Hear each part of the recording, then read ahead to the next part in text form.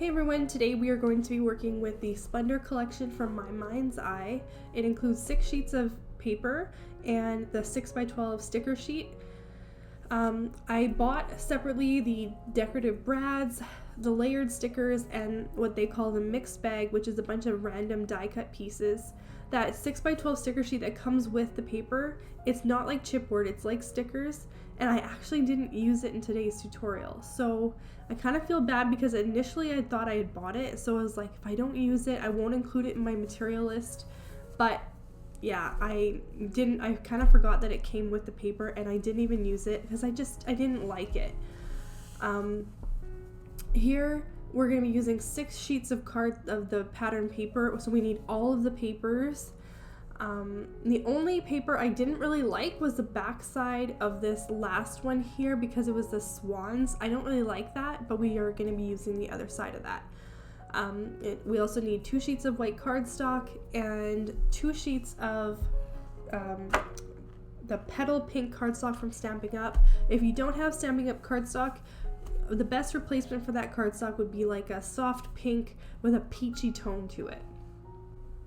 So the first thing I do is I go through all of my paper and I lay them out, and in this case I know I need to use all sheets of cardstock, so I'm not removing any, but I'm going to pick the side that I like the most and I'm going to have that side facing up, and then I'm going to kind of see what these papers look like together.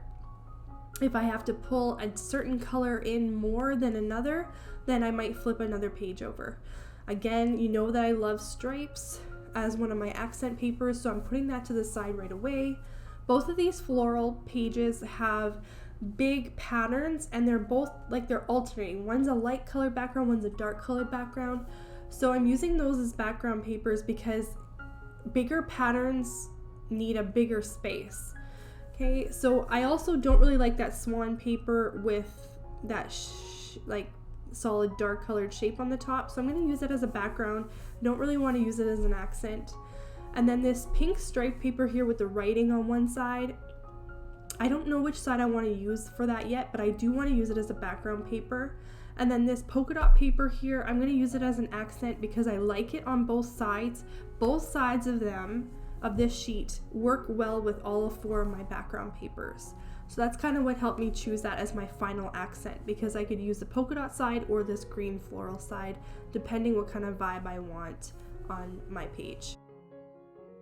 We have cutting diagrams in my tutorial videos, and I just kind of want to let you know how to read them. So there's the number in top in inches, and that's going to be the size that we're going to cut that cut piece into.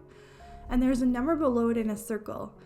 So a lot of the times we're making 4 pages or 6 pages when we're using these cutting diagrams, and all these cut pieces can sort of get very disorganized. So that number inside of the circle there represents a pile that you're going to put that cut piece into. So for a 4-page tutorial, we're going to make 4 piles, and for a 6-page tutorial, we're going to make 6 piles. So the numbers are going to be either 1 through 4 or 1 through 6. So page 1 is going to have all the cut pieces that have a circle with the number 1 inside, and so on for the 4 or 6 pages. So now we're going to go ahead and take all pieces of our cardstock, and we are going to cut 1 inch in, 1 inch from the top, and 1 inch from the bottom, and we're going to make a straight line on all 4 sides of each of these pieces of cardstock. What we're basically doing is cutting a 10 by 10 inch square out of the center of this piece of cardstock. The border is going to be put into our pile, and the center, the 10 by 10 inch center, is going to be put to the side, and we're going to be cutting it with another cutting diagram as soon as we're done cutting out all of these squares.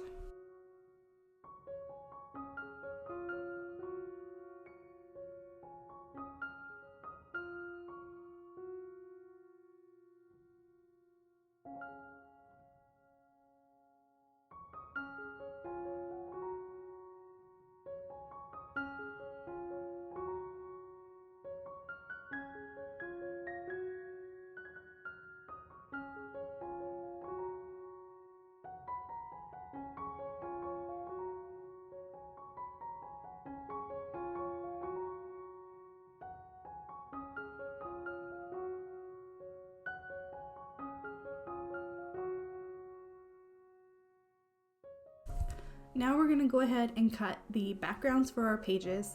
So we are going to be cutting the barcode strip off along with 1/2 inch and then 1/2 inch on the other side. So we're going to be making an 11.5 inch by 11.5 inch square for all of our background papers.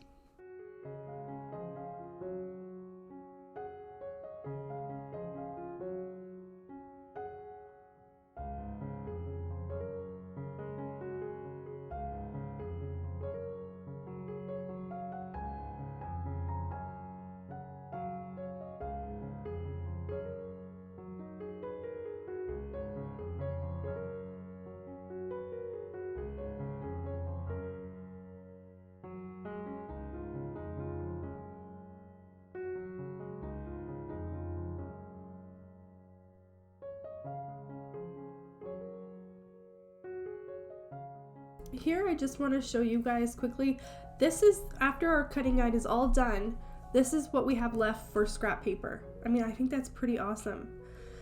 I'm gonna keep off some of these 1/2 inch strips that we had cut off of our background papers, and we're gonna just use them later on our pages as embellishments. So just save a few of them off to the side because we're gonna be using them on one of our pages.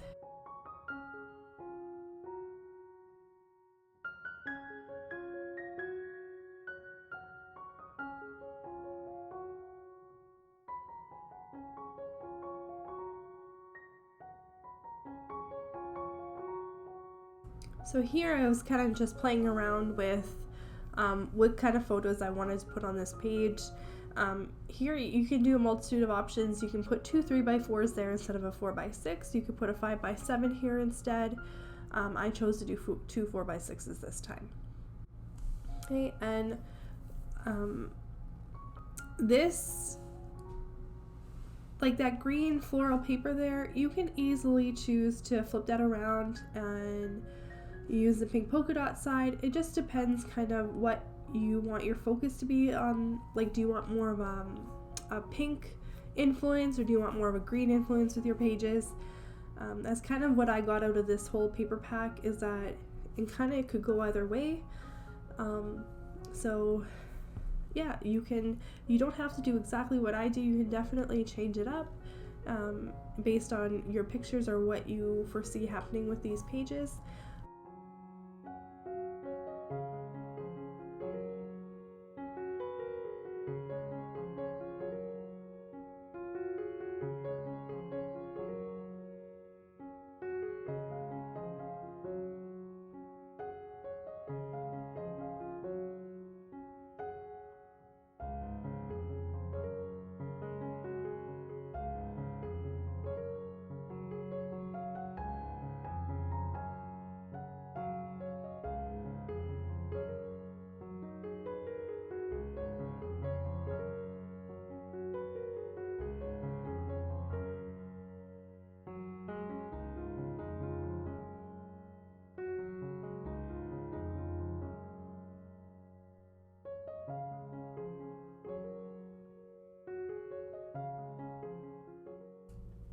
Now I'm just going to go ahead and start unpacking the embellishments.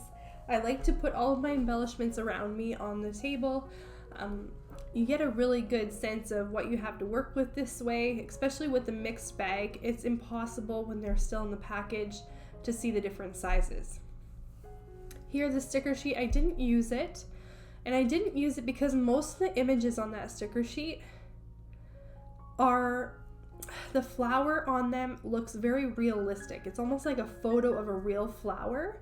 And I just felt like the background papers and most of these embellishments here are more of like that painted, or I don't even know what you would call it, but it's like, it's not a realistic looking flower. Like, you can tell it looks painted or drawn or something. So any of the flowers in this collection that looked more realistic, like more like a photo of a real flower, I'm really not explaining this that well. I didn't use those anyways. So here you can see the embellishments are all like really amazing sizes. Like, there's some really big clusters of flowers, and then there's some just individual leaves, and the leaves are all different colors.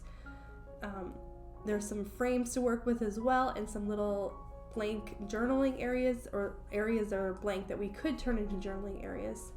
I used my adhesive, my scissors, and foam tape. Both of these foam tapes work awesome. They're almost the same thickness. The one on the spool is a little bit thinner, and then optional here is using a piercing tool with a piece of foam to put your brads on your pages. It just makes it a lot easier when you have a hole that's pre-pierced to put your brad into. I apologize if you can hear any yelling in the background.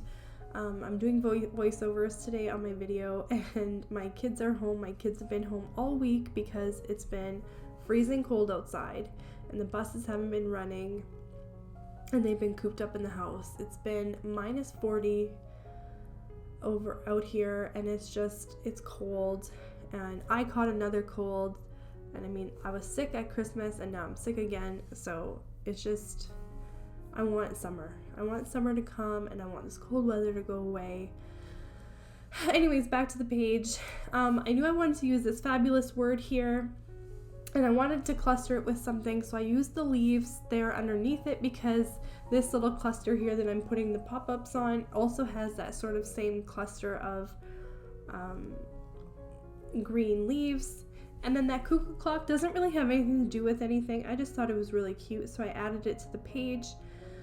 Now I'm gonna go ahead and attach brads.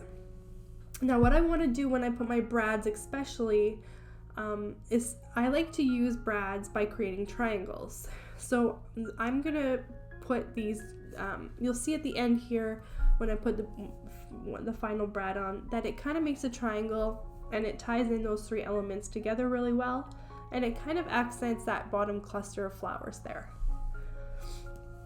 Now this cuckoo clock, it's really not going to have anything to do with any pictures that I ever take, but that's sort of why I want to talk about it, because you can use accents like that to pull together colors or different elements of the page, even though a cuckoo clock might not have anything to do with the picture that you took necessarily or anything like that.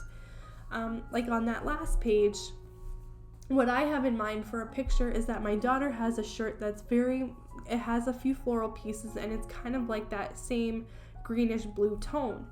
So it's not that I necessarily need something themed with a cuckoo clock in order to put that cuckoo clock on. It's just a way of tying some of the elements together. And I didn't think it looked that bad, so I put it on there. Here, I had initially thought that I was just going to use adhesive to put that down, but the photo mat area was higher than my base page, so I just used foam tape on 3 of my corners. I eliminated the corner over top of the 4x6 photo area just so that I could bring that black frame up level sort of with the photo mat height on the page. And then again, with this background here in the top corner, I'm just going to make a cluster of embellishments again. I used at least 3 items. I like to use at least 3 items. It just kind of seems to be what works, but I mean, you can do whatever.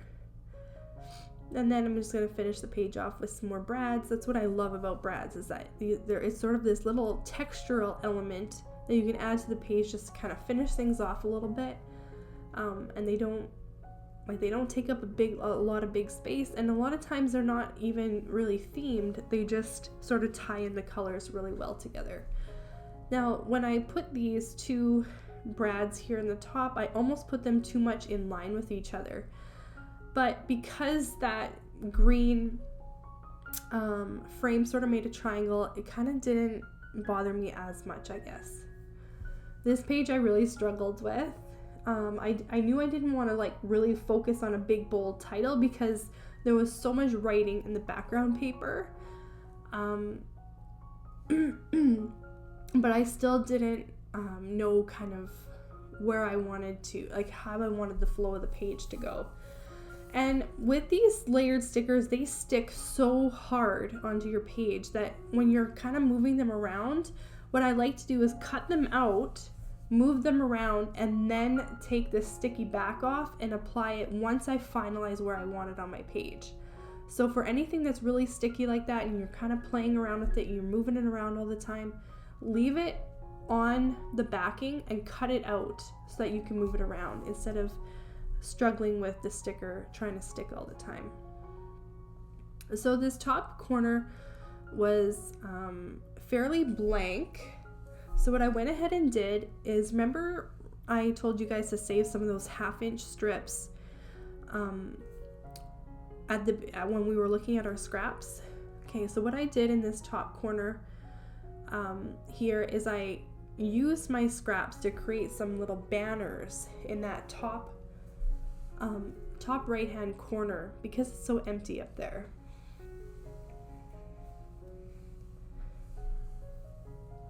And so first I'm gonna go back a little bit to what I'm doing right now. So this lovely day, I chose to use that as sort of like my written embellishment because the writing on it was soft, was more it matched more with the background paper. Like it was more of like that typewriter kind of a writing. And you can see close-ups of all of these, of what I did with the embellishments on my blog, and there's a link to it below in the description. And you can see still images of some of the close-ups of my embellishments. So if you want to see like the layers and more closely what I did, you can easily see that there. So back to what I was talking about earlier, I kind of like jumped ahead too much. These are like the cutoffs that I was talking about. So I cut off this piece because it's a bit wider, and I just cut a triangle out of it to make it look like a banner. And then I cut these at various lengths. I don't have the exact length written down. If you guys do want to know the exact length of those, I can go back and measure. But I just staggered them. So the pink one is kind of a middle length, and then that greeny pattern mosaic one is the longest.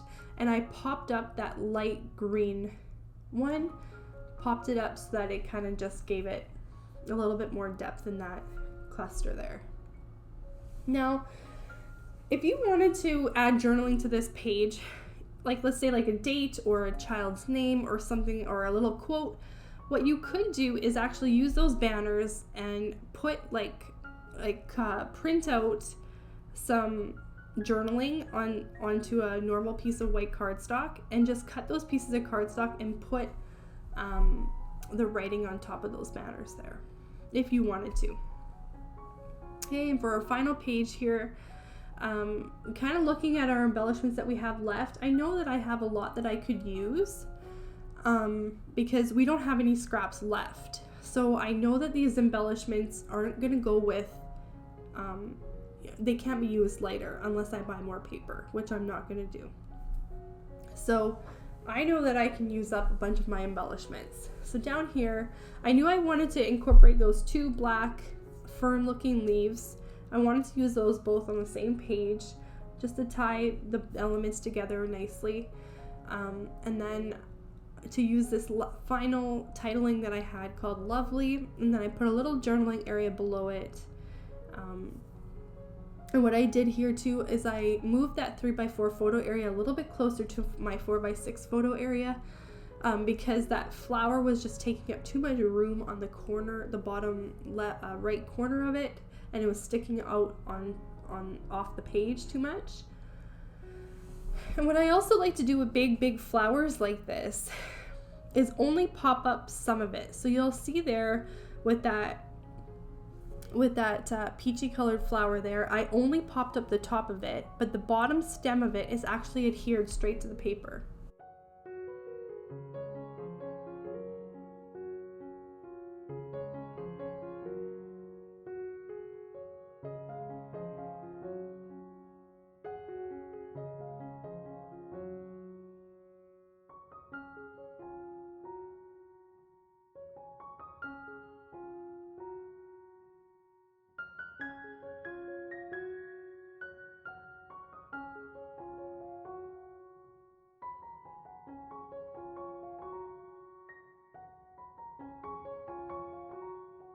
So for this top cluster here, I didn't want to make it too thick, so I popped up this mint colored flower, and then I also popped up this lighter colored flower here, but I made sure that that mint colored one was only popped up on the top part of it so that I could still tuck in that bottom part of the flower underneath that light colored flower there. I usually don't like to make things like double height on scrapbook pages, just because I like to put too many pages in my albums. So I try to keep things like as close to only one layer of foam tape as possible. And to finish it off, I just felt like that corner needed a little bit more, and so I made a triangle of brads. So I really hope you guys enjoyed today's tutorial. I will see you guys next week with a new video.